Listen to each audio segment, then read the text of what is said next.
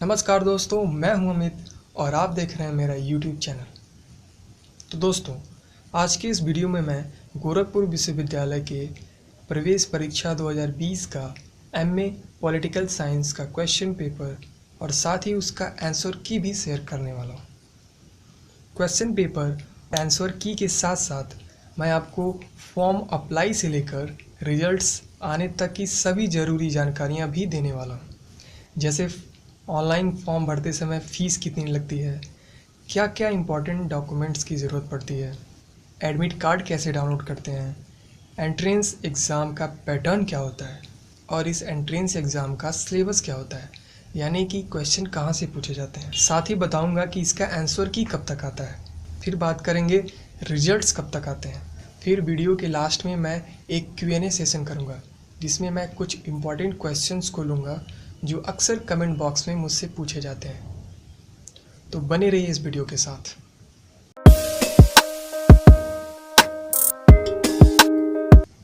तो दोस्तों, चलिए सबसे पहले मैं आपको बताता हूँ कि जब आप गोरखपुर विश्वविद्यालय में MA पॉलिटिकल साइंस के लिए अप्लाई करते हैं तो उस समय जो रजिस्ट्रेशन फ़ीस होती है वो जनरल के लिए 800 रुपये, OBC वालों के लिए भी 800 रुपये। अगर आप ST और SC हैं तो आपको 600 रुपये देने होंगे।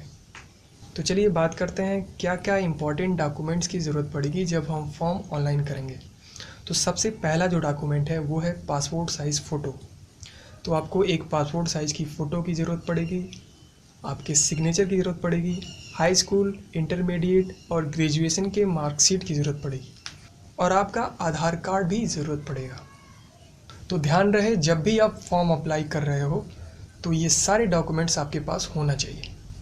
तो चलिए बात करते हैं एडमिट कार्ड कैसे डाउनलोड करते हैं।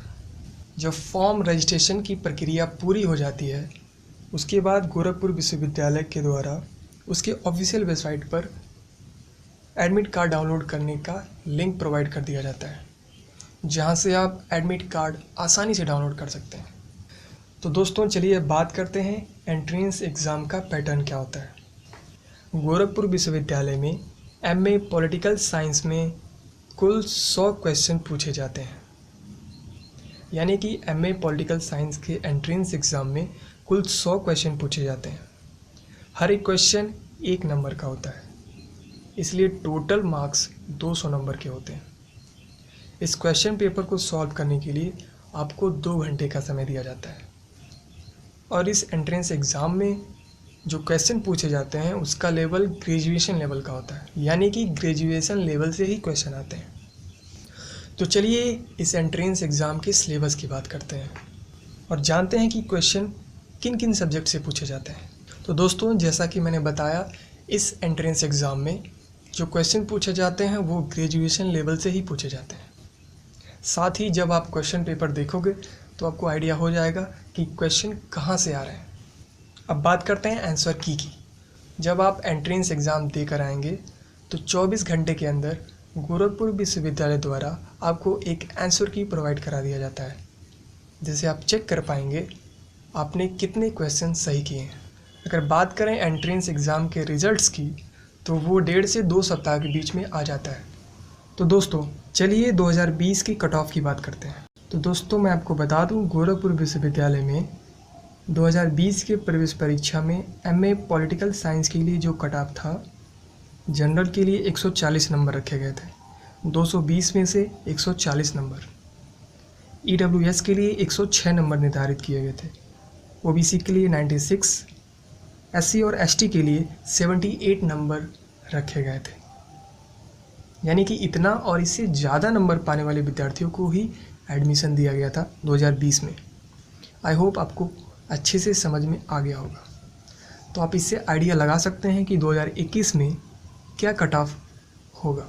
तो दोस्तों, चलिए अब क्वेश्चन पेपर देखते हैं, लेकिन मैं आपको याद दिला दूं, क्वेश्चन पेपर दिखाने के बाद मैं एक Q&A सेशन करूंगा जिसमें मैं आपके कुछ इम्पॉर्टेंट क्वेश्चन को लूँगा जो अक्सर कमेंट बॉक्स में मुझसे पूछे जाते हैं। तो देरी ना करते हुए चलिए क्वेश्चन पेपर देखते हैं।